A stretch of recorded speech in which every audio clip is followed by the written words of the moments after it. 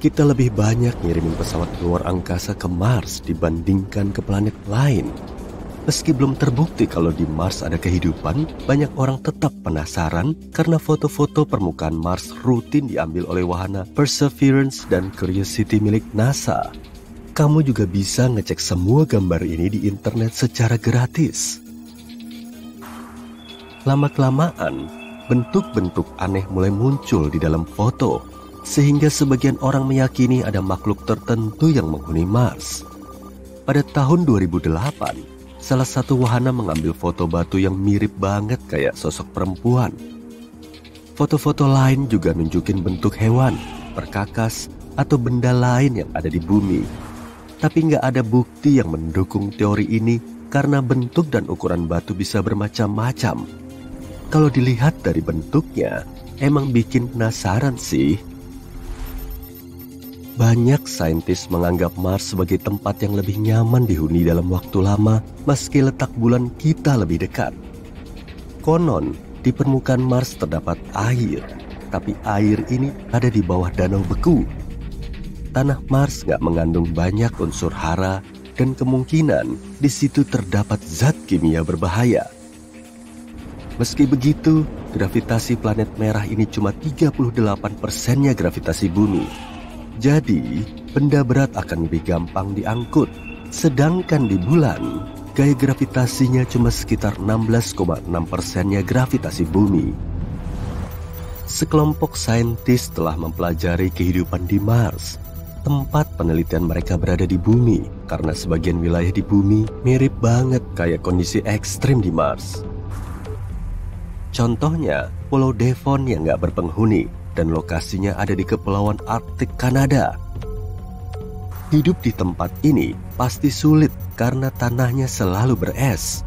Bagian timur pulau ini juga selalu dilapisi tudung es tebal.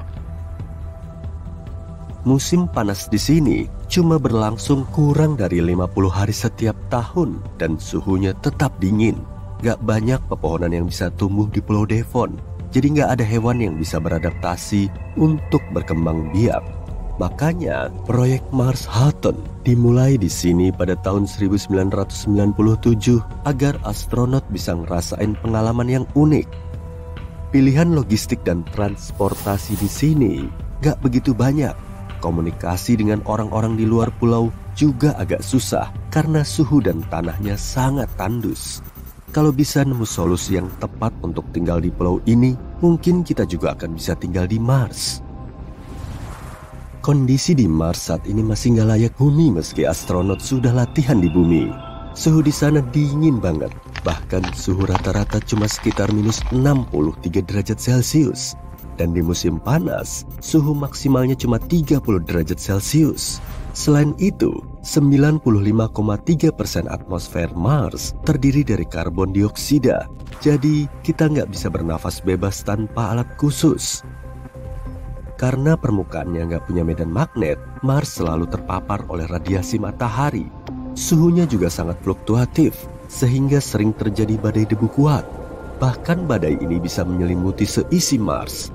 Meski badai ini nggak membahayakan kita, debunya bisa mengganggu fungsi alat elektronik dan alat bertenaga surya.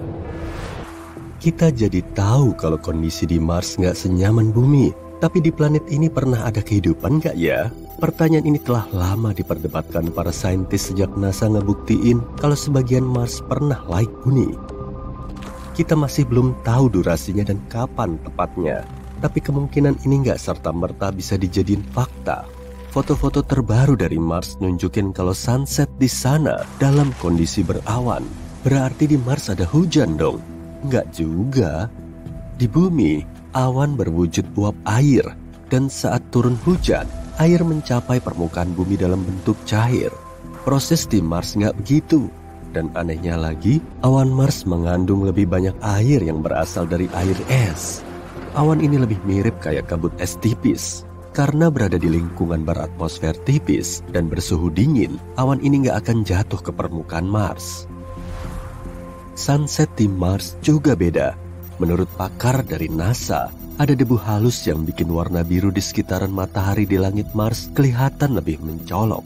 Makanya, sunset di Mars kelihatan kebiru-biruan. Selain itu, posisi Mars agak miring di porosnya. Jadi, di sana juga ada musim. Karena bagian selatan yang nggak mengarah ke matahari, saat Mars mencapai posisi terjauhnya, musim dingin di sana jauh lebih dingin dan musim panasnya jauh lebih panas. Kalender di Mars juga beda. Satu tahunnya berlangsung sekitar 1,88 tahun di bumi. Sedangkan satu harinya selama 24 jam lebih sedikit. Meski suatu saat nanti manusia bisa pindah ke Mars, kita masih harus berkomunikasi dengan bumi. Dan prosesnya agak ribet karena pesan yang terkirim baru akan sampai 15 menit kemudian. Mengingat jaraknya yang lumayan jauh, video callan dari bumi ke Mars pasti bakal nyebelin. Meski kondisinya kurang bersahabat untuk ditinggali manusia, Mars punya paras yang menawan. Sebagian saintis meyakini kalau kita beneran pindah ke Mars, sederet taman nasional akan langsung didirikan. Misalnya, kawasan di sekitar Olympus Mons, gunung berapi terbesar di tata surya yang membentang lebih dari 25 km. Valles Marineris juga nggak kalah keren. Rangkaian bukit ini membentang sepanjang 4.000-an kilometer. Tudung es kutubnya jangan sampai ketinggalan. Kadang di area ini juga ada hujan salju dry ice. Saturnus dan Uranus dikenal sebagai planet unik di tata surya karena memiliki cincin. Saat ini Mars memang belum punya cincin. Tapi menurut perkiraan, planet ini akan bercincin puluhan juta tahun dari sekarang. Satelit terbesar Mars, Phobos, akan hancur dan puing-puingnya akan menempel di cincin berbatu di sekitar Mars. Mirip kayak cincin Saturnus dan Uranus. Mars diketahui punya 2 satelit. Selain Phobos, ada juga objek lain bernama Deimos. Kedua satelit ini ditemukan oleh astronom Amerika bernama Asaph Hall pada tahun 1877. Awalnya, Hall sudah hampir menyerah untuk menemuin satelit Mars. Tapi untungnya, dia terdorong untuk melanjutkan proyeknya. Keesokan malamnya, dia menemukan Deimos. 6 hari setelah temuan awalnya, Hall menemukan Phobos. 2 objek luar angkasa ini kemungkinan adalah asteroid yang tertangkap gravitasi Mars. Ada juga teori yang nyebutin kalau kedua satelit ini terbentuk di dalam orbit Mars secara bersamaan dengan planetnya. Gravitasi Mars yang lemah juga mungkin telah menyebabkan peristiwa menarik ini. Mirip kayak bumi, Mars juga pernah dihantam asteroid besar. Lalu, puing-puingnya kembali ke permukaan Mars. Tapi sebagiannya terlempar kembali ke luar angkasa karena gravitasi Mars terlalu lemah. Puing-puing ini terlempar sampai jauh dan sebagiannya mendarat di bumi.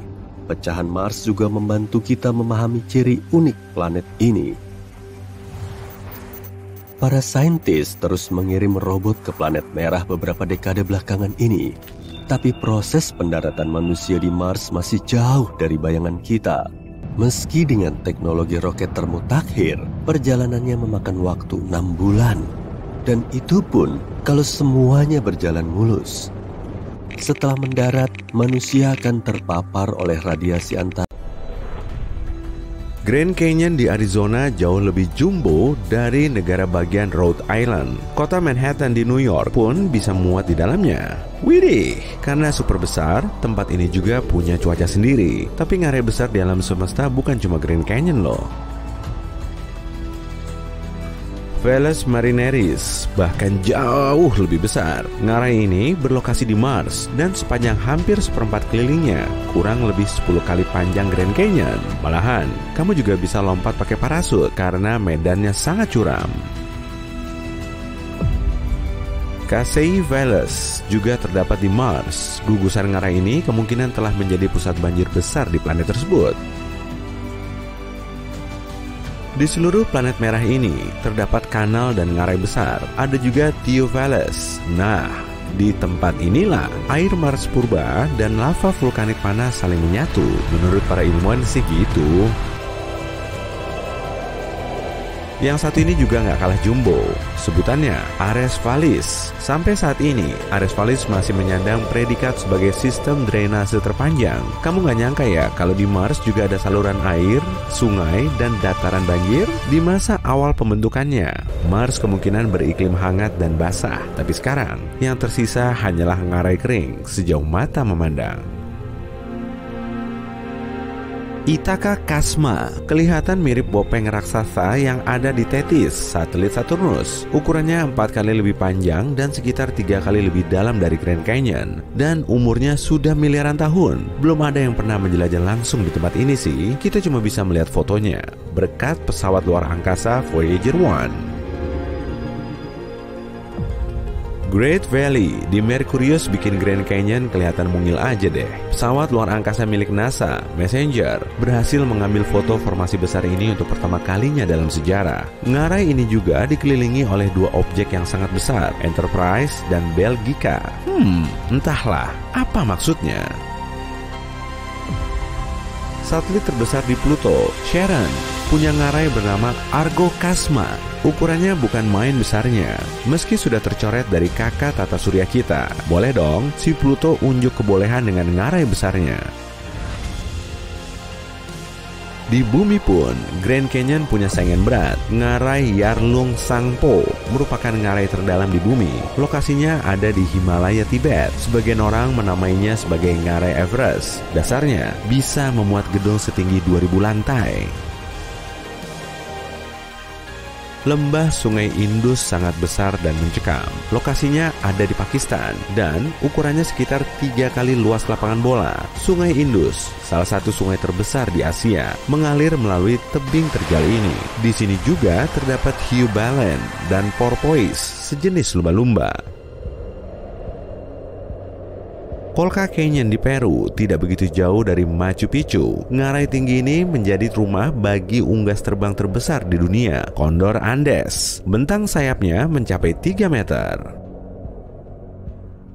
Di Nepal, tepatnya di Himalaya, terdapat lembah kali Gandaki yang spektakuler. Tidak ada yang tahu pasti kedalamannya, tapi kemungkinan sekitar 5 kalinya Grand Canyon. Pemandangannya super lengkap. Ada di ketinggian, udaranya tipis, dan dikelilingi bentang alam yang unik. Eits, tapi hati-hati loh ya, jangan asal mendaki kalau kamu tidak berpengalaman.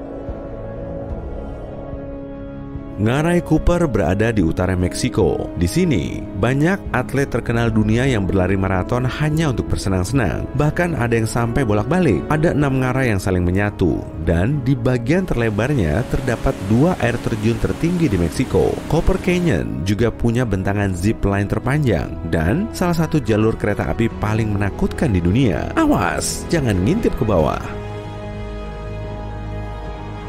Di Amerika Serikat, terdapat ngarai yang kurang beken meski lebih dalam dari Grand Canyon. Namanya Hell's Canyon dan lokasinya ada di perbatasan negara bagian Oregon dan Idaho. Di tengah-tengah ngarai ini mengalir Snake River. Ada juga Seven Devil Mountain Range. Wih, namanya kok ngeri ya.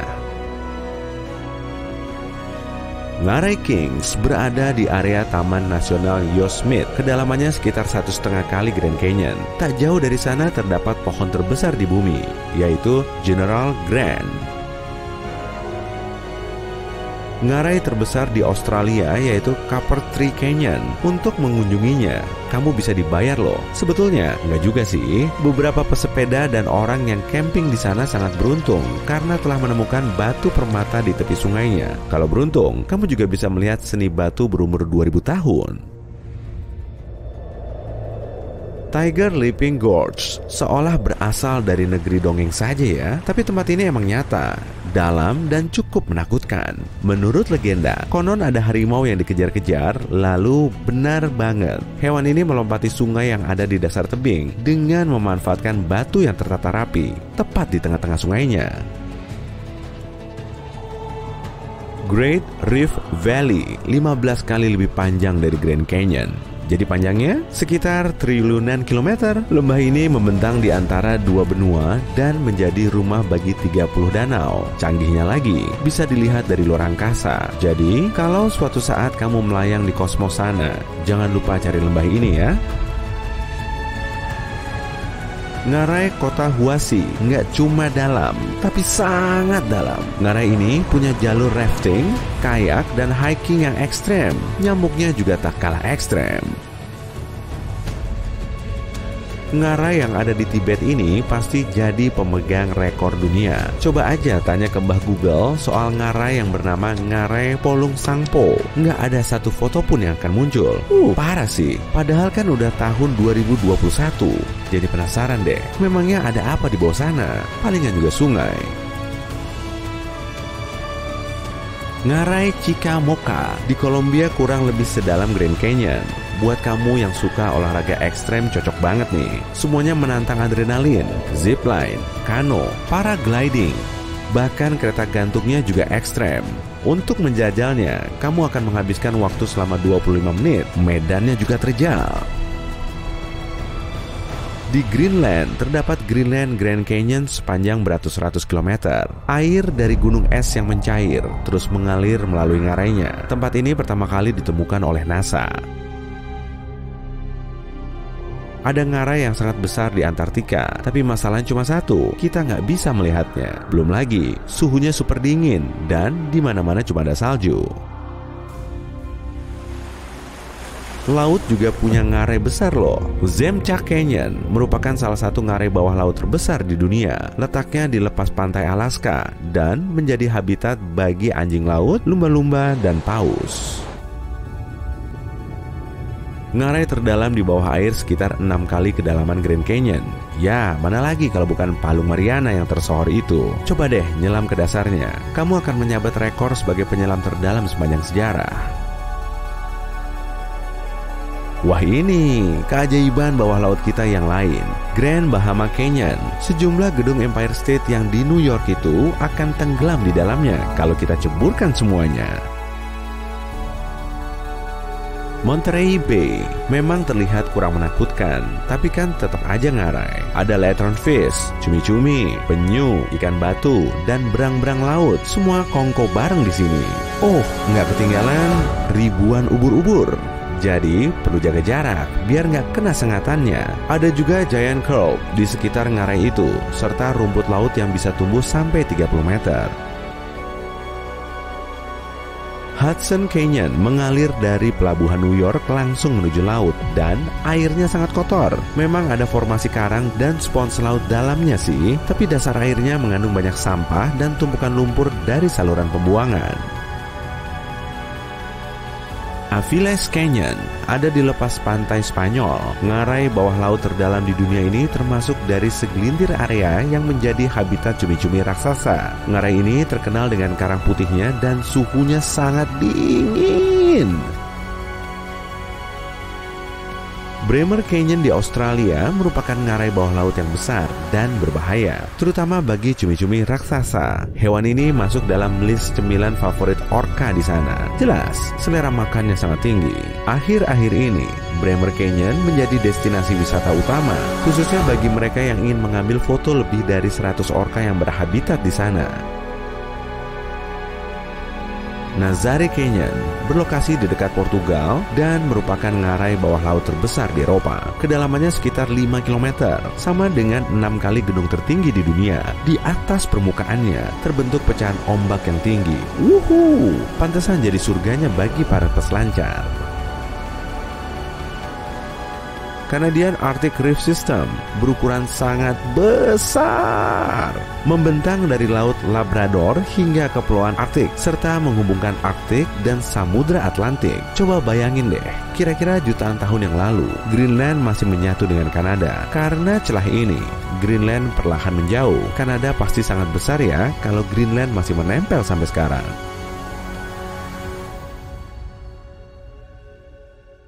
Kamu bangun di rumah yang ultra modern, lalu keluar menuju balkon dan mengagumi badai pasir di kejauhan. Badai yang seperti dinding berwarna kemerahan, bergerak mendekat dan telah mencapai tempat parkir roket Starshipmu yang mengilap. Ketika badai mereda, kamu pun mengenakan pakaian luar angkasa, naik ke rovermu dan berangkat ke kantor. Tugasmu hari ini adalah memantau instrumen di pabrik ekstraksi air tawar. Malamnya, shift kerjamu berakhir dan kamu kembali ke rumah. Robot tukang masak sudah menyiapkan makan malam. kentang goreng. Tentu, kentangnya ditanam di sini, di Mars. Skenario ini bisa saja terjadi pada tahun 2050, bahkan bisa lebih awal lagi. Elon Musk berencana mengirim 1 juta orang ke Mars sebelum 2050. Sangat ambisius dan sangat sulit dicapai. Terbang ke Mars sangat mahal, juga memakan waktu dan penerbangannya terdiri dari beberapa tahap. Kita menuju ke landasan peluncuran, tempat Starship pertama sedang disiapkan untuk lepas landas.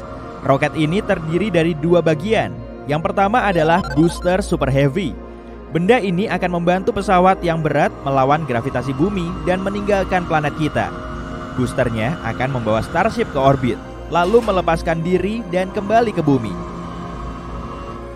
Pada saat itu, Starship akan melayang di orbit, menghabiskan hampir semua bahan bakarnya selama lepas landas.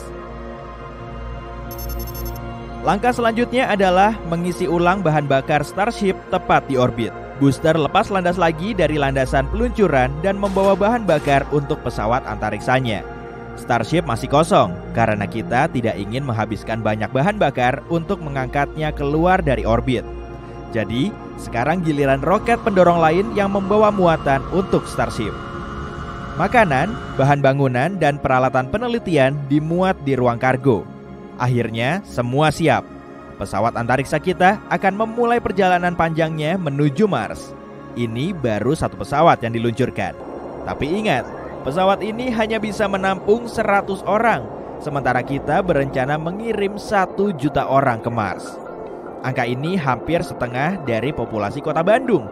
Itu artinya kita membutuhkan setidaknya 10.000 kapal untuk seluruh misi ini.